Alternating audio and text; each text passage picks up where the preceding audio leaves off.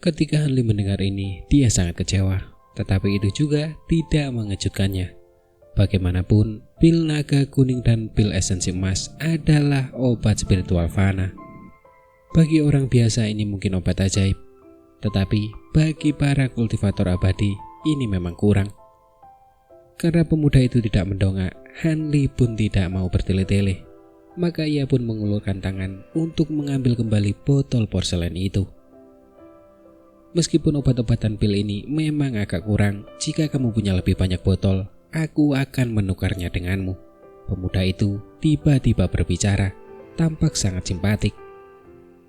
Setelah mendengar perkataan pemuda itu, Hanli segera menarik kembali tangannya yang terjulur. Dia tertawa pelan. Apakah aku bilang aku hanya punya 2 botol obat?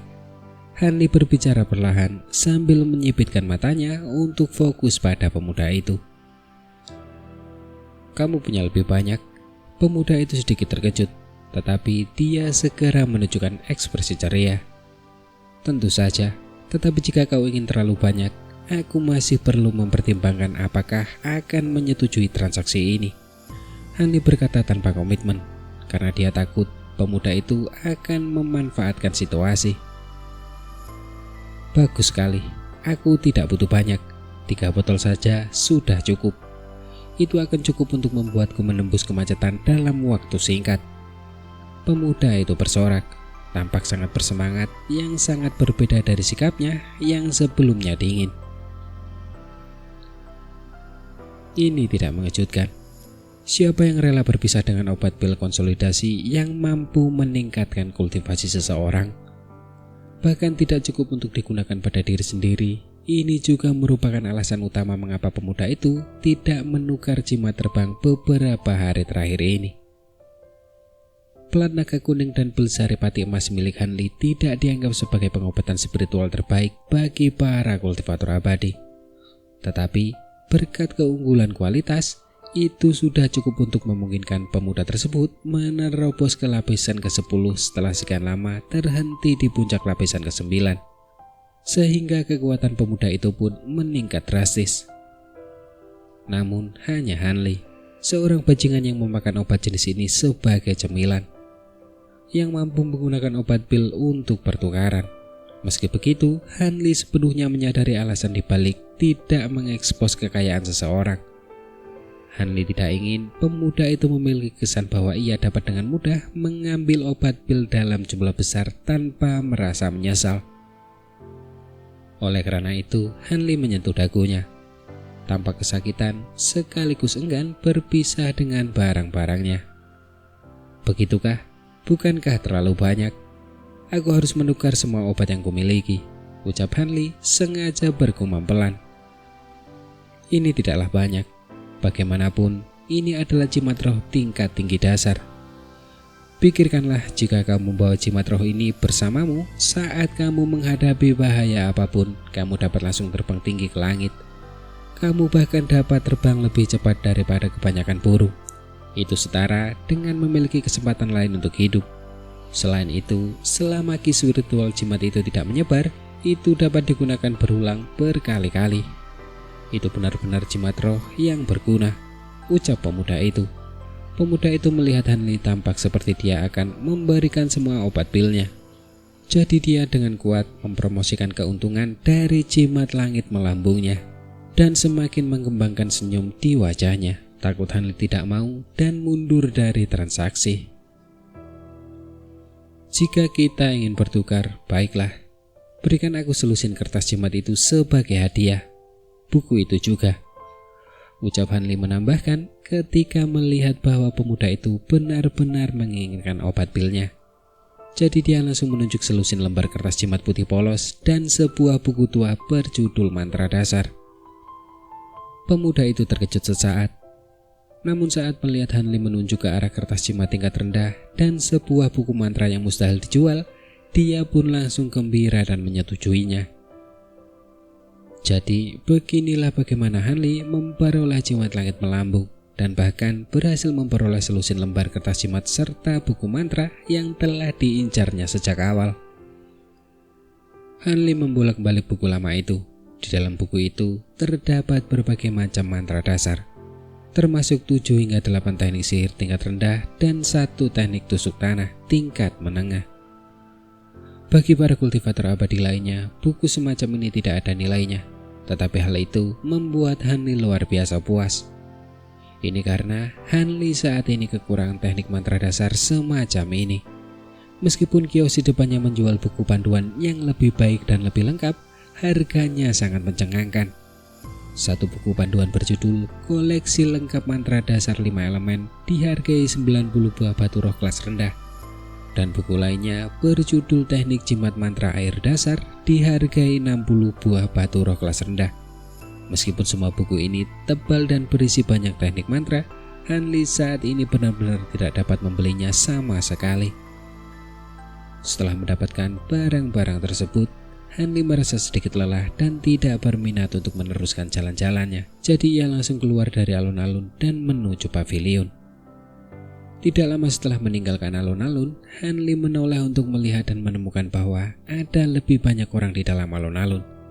Sepertinya ada banyak kultivator abadi yang suka begadang dan lebih suka malam hari.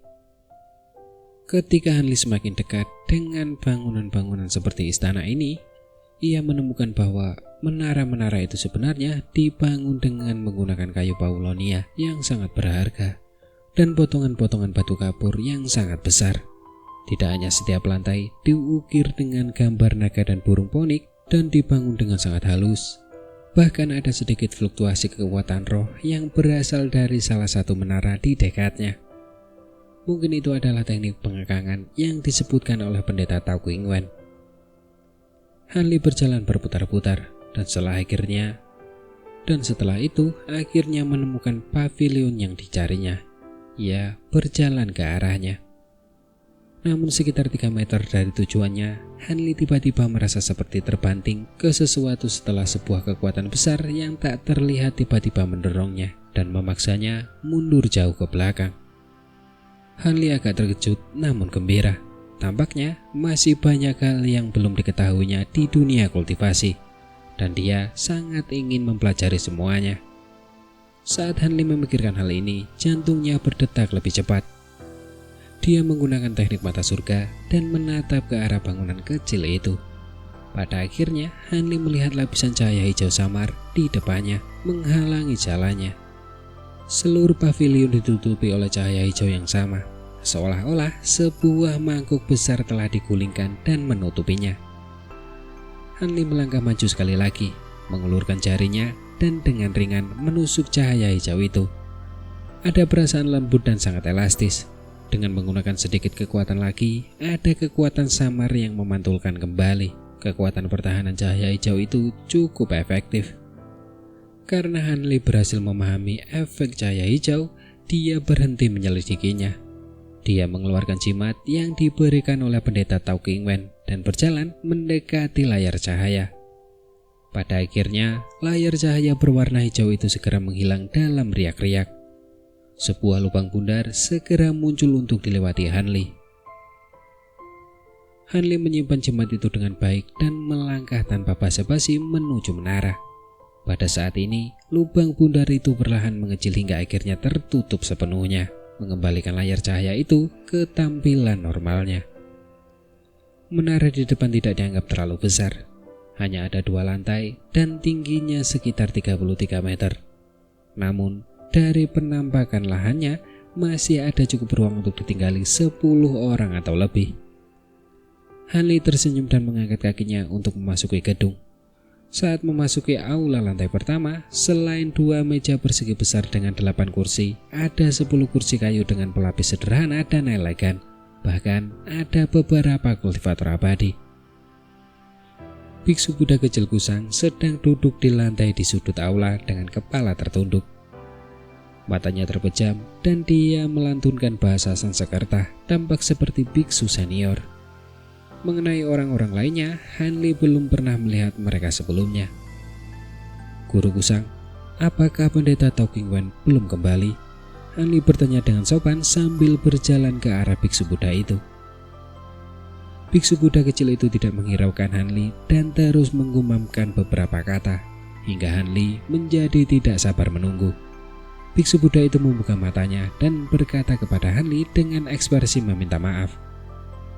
"Pemberi sedekahan, jangan salahkan aku. Aku sedang melafalkan sutra berlian sampai ke titik yang krusial. Jadi aku tidak dapat segera menjawab pertanyaanmu. Tolong jangan marah padaku," ucap Kusang. Hanli mendengar jawaban Biksu Buddha itu dan tertawa datar. "Bagaimana mungkin? Aku paling mengagumi orang yang fokus," ucap Hanli. Mendengar Hanli mengatakan itu, Biksu Buddha kecil itu tertawa dan berkata dengan santai, "Pendeta Tao King Wen dan yang lainnya saat ini sedang menunggu saudara Han di lantai 2. Mereka memerintahkan saya untuk segera memberitahu Anda untuk naik begitu saya melihat Anda. Sepertinya mereka mencari saudara untuk beberapa hal," ucap Kusang. Hanli menjadi agak murung saat mendengar ini. Benarkah? Meskipun ada orang yang mencari Hanli, Biksu Buddha kecil ini tidak hanya gagal memberitahu Hanli dengan segera, dia juga sangat lambat dan bertele-tele. Di masa depan, akan lebih baik untuk menjauh dari orang-orang yang sama seperti Biksu Buddha kecil itu. Semakin jauh, semakin baik. Hanli diam-diam mengumpat dalam hatinya, tetapi wajahnya tetap tidak berubah saat dia menganggukkan kepalanya. Dia berjalan menuju tangga terdekat di aula dan menuju ke lantai 2. Saat memasuki lantai 2, Hanli melihat dua bersaudara Heimu dan Haijin sedang berbicara di pintu masuk tangga. Begitu mereka melihat Hanli datang, mereka segera menghentikan percakapan mereka dan menyambut Hanli. "Saudara Han, Pendeta Tao King Wen sedang menunggumu di rumah. Ikuti kami berdua untuk pergi ke sana." Ekspresi Hanli tenang dan dia tidak mengucapkan sepatah kata pun. Dia mengikuti kedua saudara itu sekitar 7 hingga 8 belokan di sepanjang koridor dan memasuki sebuah rumah. Ada banyak orang di rumah itu. Selain Biksu Buddha, semua orang ada di sana. Bahkan ada 2 orang asing yang tidak dikenal Hanli. Salah satu dari mereka adalah seorang pemuda berusia 16 hingga 17 tahun. Dan yang lainnya adalah seorang pria gemuk berusia 21 hingga 22 tahun dengan kulit putih. Tampaknya kedua orang ini adalah bajingan yang bahkan membuat Pendeta Tao King Wen pusing. "Saudara Han ada di sini, cepat duduk," Pendeta Tao King Wen berkata kepada Hanli sambil menunjuk kursi di sebelahnya dengan sangat sopan. Hanli mengangguk dan duduk di sana. Kedua orang ini adalah Wu Jiuzi dari lembah Yunmen dan Huang Xiaotian dari lembah Sitao. King Wen menunjuk pemuda dan si gendut itu secara terpisah dan memperkenalkan mereka pada Hanli. "Aku Wu Jiuzi. Begitu melihat kakak, aku merasa sangat akrab. Mungkinkah kita dipertemukan oleh karma antara inkarnasi kita sebelumnya? Ayo nanti kita minum anggur dan menjadi saudara angkat," ucap Wu Jiuzi. Begitu Pendeta Tao King Wen selesai berbicara, lelaki yang tersenyum gembira itu tiba-tiba berlari mendekat dan menjatuhkan diri di hadapan Hanli. Ia mengulurkan tangan untuk menggenggam erat lengan Hanli dan kemudian mengucapkan kata-kata ini dengan wajah penuh emosi. Hanli awalnya terkejut, namun tak lama kemudian dia tersenyum lembut. "Bukannya kita tidak bisa menjadi saudara, tapi bisakah kau tidak menyentuh tubuhku dengan tanganmu begitu saja? Seleraku biasa saja. Aku tidak tertarik sedikitpun pada pria muda yang tampan," ucap Hanli. Hanli berkata dengan nada mengejek sambil tersenyum tipis. Tiba-tiba sebuah lengan diangkat ke udara dan dibalikkan oleh Hanli. Lengan itu dicengkram pergelangan tangan secepat kilat. Pergelangan tangan ini diam-diam direntangkan hingga setengah jalan ke dalam jaket depan Hanli.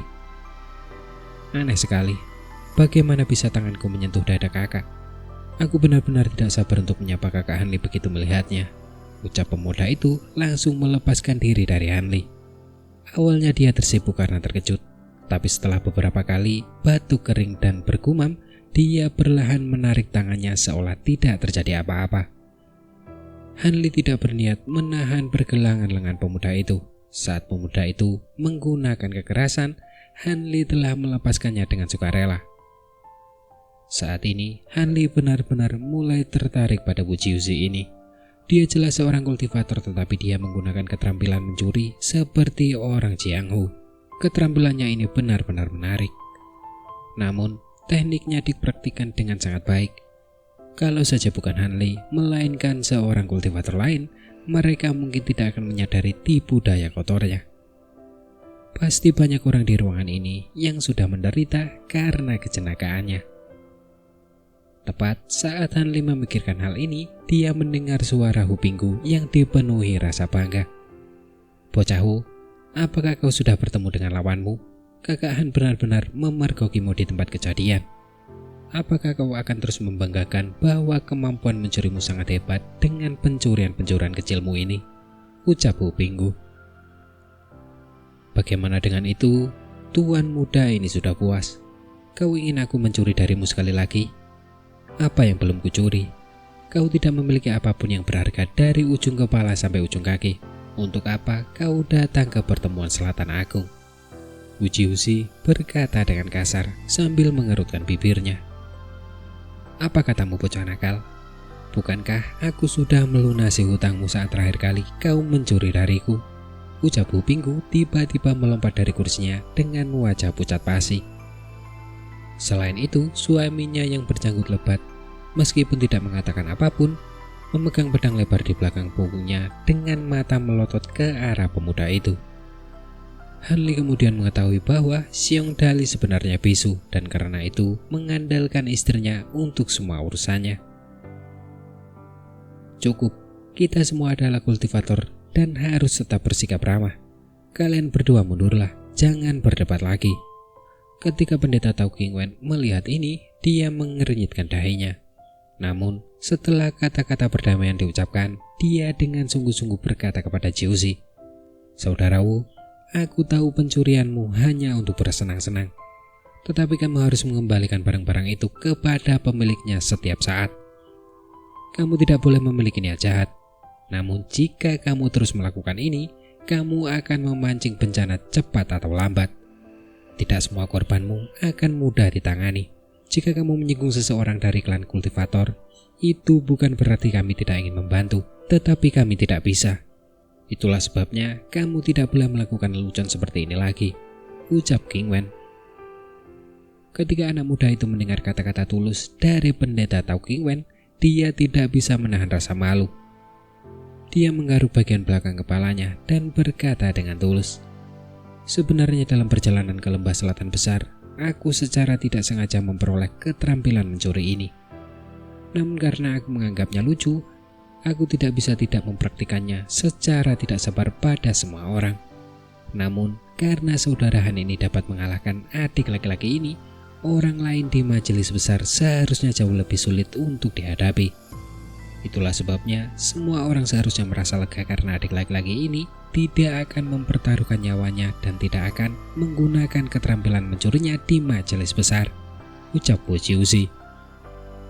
Ketika pendeta Tao mendengar kata-kata anak muda itu, wajahnya menampakkan ekspresi gembira. Bakat saudara Wu cukup luar biasa. Di usianya sekarang, dia sudah mencapai lingkaran besar lapisan ke-8. Dia adalah jenius sejati di antara kita para kultivator.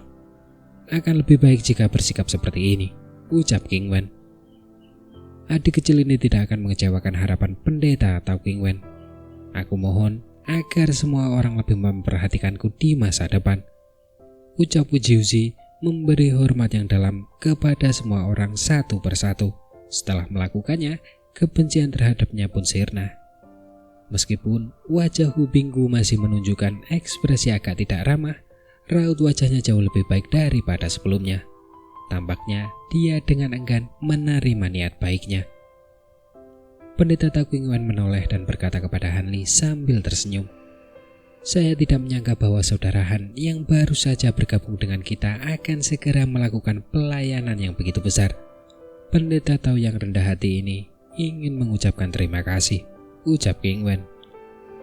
Hanli tersenyum tipis dan menolak dengan suara lembut. "Apa hubungannya ini denganku? Masalah ini sepenuhnya ditangani oleh pendeta Tao," ucap Hanli.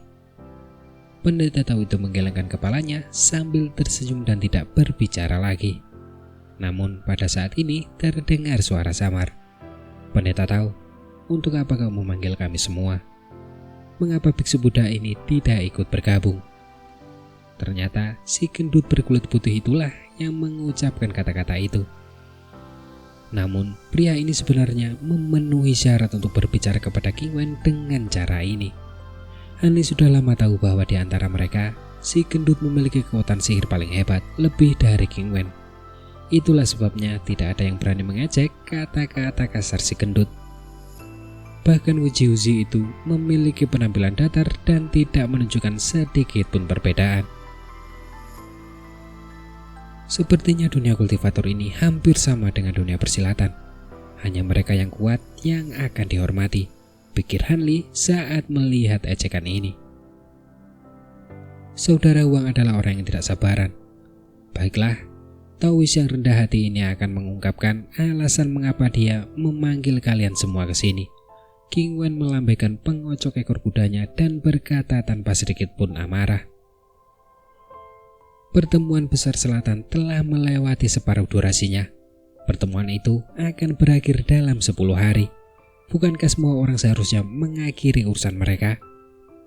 Jika Anda ingin mendirikan kios pedagang, maka akan lebih baik jika melakukannya bersama-sama. Itulah sebabnya saya berusaha membahas hal ini dengan semua orang. Mengenai Master Kusang, dia sudah selesai menukar barang-barang yang dibawanya. Karena itu dia tidak perlu berpartisipasi lagi dalam diskusi ini, ucap King Wen. Jadi begitulah, aku memang harus menukar beberapa barang dengan beberapa batu roh dan membeli beberapa barang lainnya. Orang-orang di ruangan itu mulai berbisik. Setelah diskusi yang menarik, semua orang kecuali Han Li menyatakan minatnya untuk mendirikan kios pedagang kaki lima pada hari berikutnya. Saudara Han tidak ingin berpartisipasi? Wuji Uzi bertanya dengan heran. Yang lainnya juga menatap Han Li dengan ragu. Awalnya aku hanya membawa beberapa barang. Tadi malam, aku kebetulan bertemu dengan beberapa pelanggan yang cocok dan sudah selesai menukar semuanya. Itu sebabnya aku tidak berencana untuk berpartisipasi denganmu, ucap Han Li.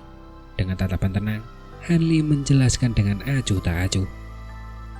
Jadi begitu, kau benar-benar tidak perlu repot dengan kami. Kakak Han benar-benar beruntung telah selesai menukar barang-barangnya setelah baru saja tiba, ucap Bu Pinggu berkata dengan agak iri.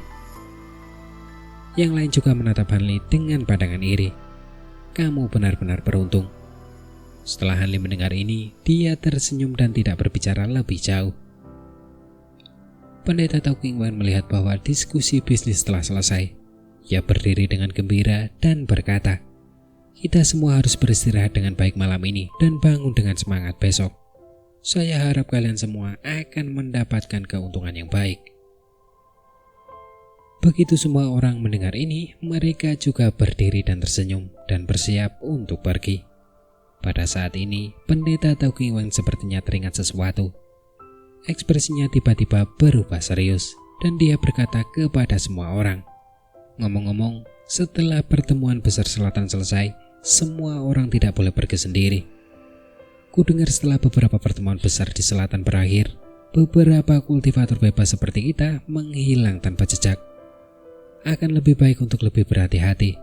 Dapat diasumsikan bahwa siapapun yang terlibat tidak akan melewatkan kesempatan untuk menghadiri pertemuan kenaikan abadi Tuan Wuta yang agung.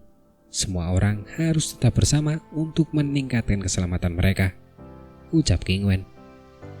Setelah semua orang mendengar pendeta Tao mengatakan bahwa kultivator bebas telah menghilang, wajah Hai bersaudara dan Hu Pinggu memucat. Hong Lian dan Wuji Uzi tampak bingung. Huang Xiaotian si gendut mendengus dingin dengan ekspresi muram. Itu benar, kami para saudara menyetujui perkataan pendeta Tao King Wen. Akan lebih baik jika tetap bersama sebagai satu kelompok. Sebagai pasangan suami istri, kami tidak berselisih pendapat. Baik Hei bersaudara maupun Hu Pinggu beserta suaminya setuju. Tampaknya mereka sangat takut terhadap masalah ini.